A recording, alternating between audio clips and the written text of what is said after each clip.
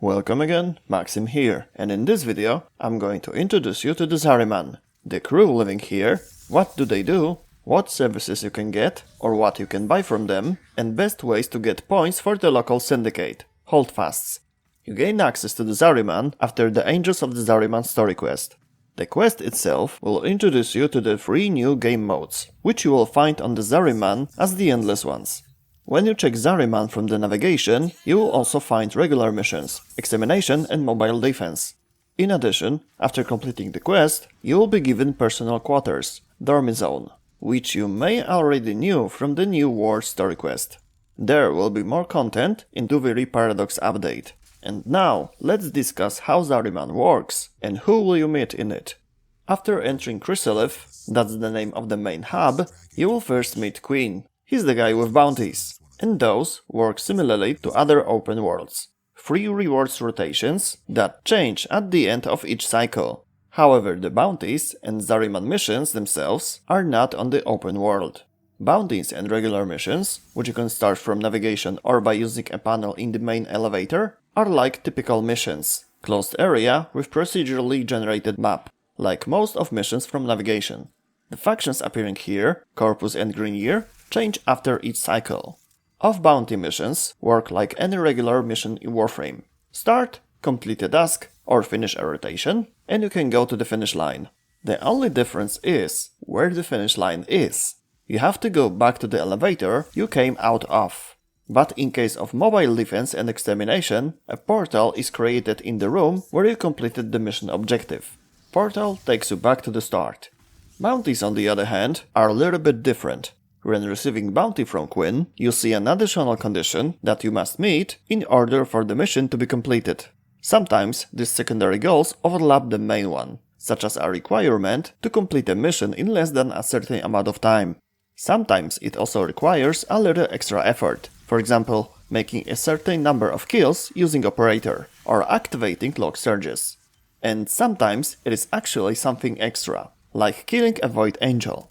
Some side quests make the bounty extremely long, such as having to kill 3 Void Angels at Void Armageddon. This requires 3 rotations in this mode. Some side quests are making the mission not worth of playing if you want to complete the bounty quickly. From bounties, you can get Endo, Lens, local resources, Gyre Warframe blueprints, and blueprints for new weapons. Parts of them are available in the rotations of endless modes. Plus, every completed bounty gives you a certain amount of Voidplumes. I'll talk more about them soon. Now let's take a quick look at each of new modes, enemies, and mission mechanics on the Zariman. I'll start with a Thrax unit. They are special enemies, which are similar to the Vombalists from the Plains of Eidolon. Thrax has a physical and spectral form. To defeat him, you first need to shoot his overguard, then health, and when the opponent goes into a spectral form, you need to finish him with the operator, before he regains his physical body. Each Thrax you kill gives you 2,500 points to your currently active operator skill. He can be found in almost every mission mode. And now about the modes. Let's start with Void Flood. In this mode, a special container will float next to you. It is used to collect floating or moving bubbles of Vitaplast. Then you can take it to the Raptures to seal them. After sealing 3, Thrax unit will appear, which you have to kill. The more players in the team, the more your Vitaplast containers is able to hold, and the more is needed to seal the Raptures. An organized team will complete 1 rotation in about 3 minutes, playing solo in 2 minutes or even faster. Rotations on the Zariman are standard, as in most missions. A, B, C. You can check what you can get from each rotation on each mode on the wiki. Links are in the description. The next mode is Void Cascade. Special points will appear here, Exilizers, possessed by Thraxes. You have to shoot rifts with the operator in designated area around them, and then kill Thrax guarding the point.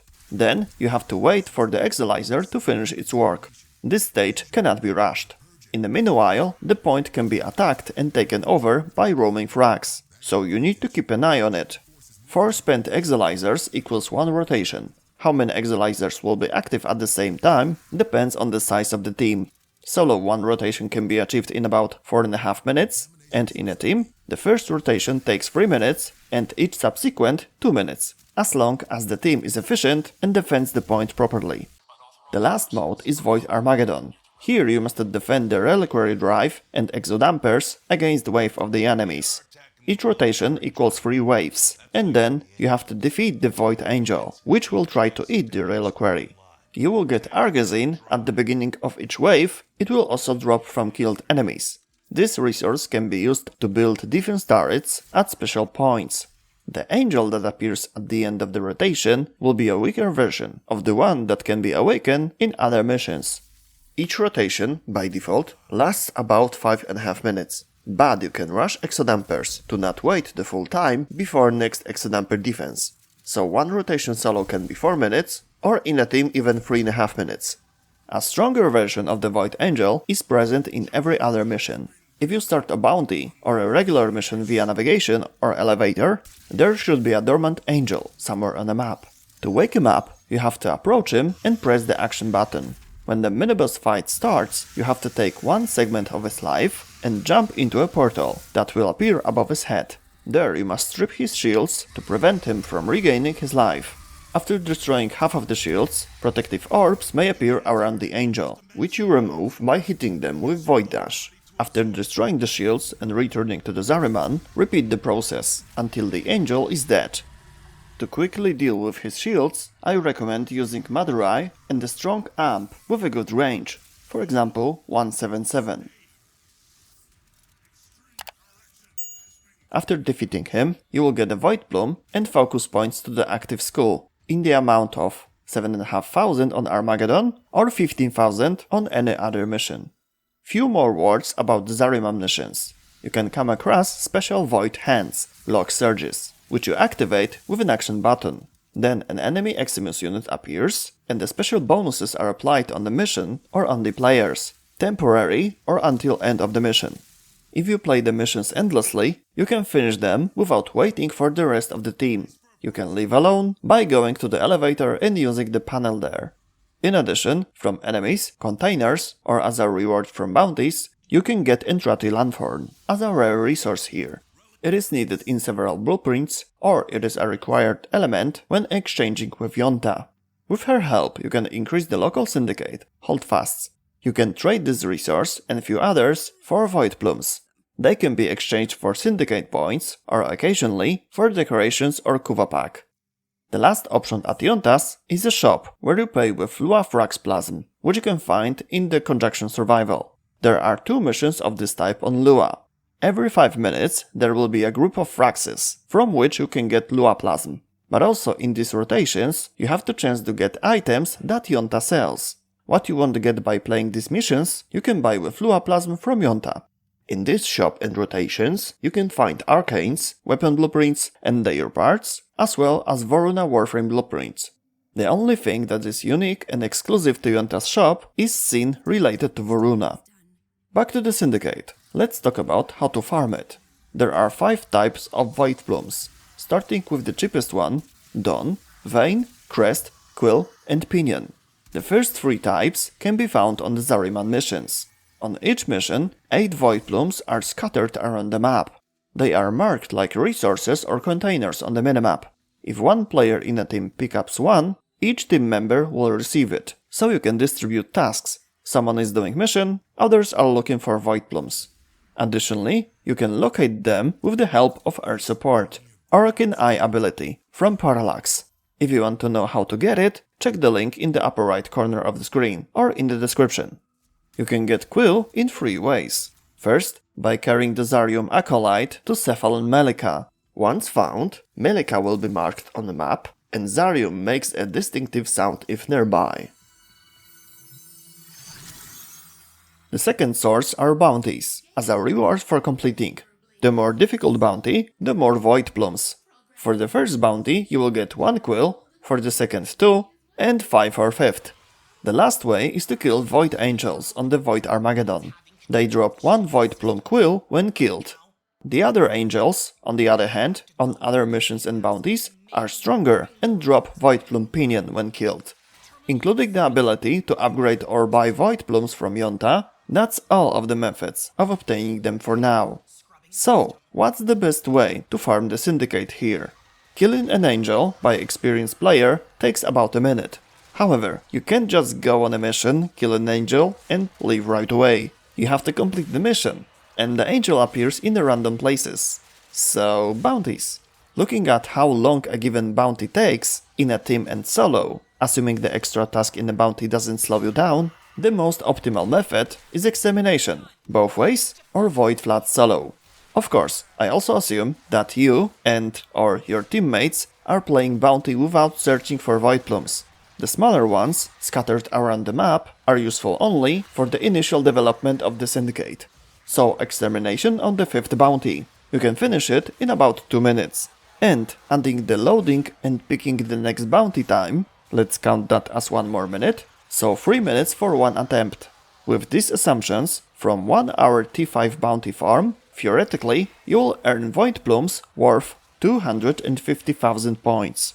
If, however, your additional condition on the mission is to kill an angel, you can get a little bit more. The angel will be marked on the map, it needs a moment to wake up, but a player with good weapons at AMP can kill it in less than a minute.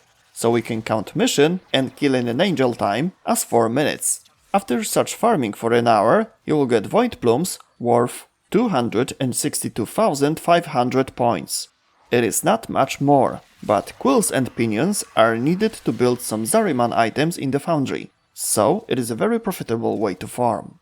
However, there is a catch. Which mission is available on the particular bounty is completely random. Sometimes it takes a few rotations for extermination to show up on T5. And even then, there is no guarantee that it won't appear with a bad secondary quest. You can consider farming on lower bounties, but any bounty below 5th gives fewer Voidplumes. Here are, for example, theoretical values from extermination on T4 bounty. So, if you happen to spot an extermination or a flood that suits you, in bounties that suits you, take advantage of it. It is not known when favorable conditions for farming will appear again. You can farm many Voidplumes at once and exchange them for points for many days. There are still 2 characters left on the Zariman to talk about. First is Hombask. She sells decorations and cosmetic elements which you can use to decorate and furnish the Orbiter or Dormy Zone, as well as many scenes and materials for Voidshell skins. These are special skins that you can buy on the market. On them you can change the material that covers your character. They give really great possibilities to change the appearance. And finally, the last but not least, Cavalero and his Incarnon weapons. From this vendor, you can buy various types of arcanes, which can also be obtained by killing angels and Thrax units. Ephemeras, AMP adapter to be able to put 2 arcanes in AMP instead of 1, and blueprints for Incarnon weapons. These are special weapons that can switch to an alternate fire or combat mode, much more powerful than the basic one, after filling a special bar. In case of fire weapons, it is filled with headshots, and in case of melee weapons, by raising the combo multiplier to a specific value. After using the alternative fire button, the weapon goes into an Incarnon mode for a while, and deals much more damage. Each weapon of this type has 5 evolutions. Each evolution requires the completion of some kind of task. The appearance of the weapon also changes every time it evolves. At each evolution level, you choose 1 out of 3 available bonuses. You can evolve the weapon at Cavaleros, and you can change the selected bonuses at any time. These are very powerful weapons that are definitely worth paying attention to. But in the second dialogue option, you can evolve not only regular Incarnon weapons from Cavalero. When you finish the very Paradox story quest, you will be able to play mode named the Circuit. There you can acquire up to 2 Incarnon Genesis each week. This item, combined with a matching weapon, create its Incarnon version. My suggestion is to use it with the strongest variant of a given weapon. For instance, Braton Incarnon Genesis. There is Braton MK1, Regular 1, Prime and Vandal. In this case, go for the Prime. By this action, you add active secondary mode to that weapon. Using this weapon after inserting Incarnon Genesis in it do not grant any extra mastery points, except regular points from that weapon. If you want to insert it, however, you have to own special resources from Duviri. If you want to know more about them, check my tutorial about Duviri, link in the description. But each week is 1 rotation, and there are 8 of them. If you don't want to wait for a given rotation with a specific Incarnon Genesis, you can check last option at Cavalero. Here you can buy for Platinum Incarnon Genesis, along with resources needed to be inserted into a weapon. Good option if you can't wait for a specific one. And that's all in this video. Have fun playing on Zariman. If you have any questions, please type them in the comment section or visit one of my streams, link in the description. See you next time, bye.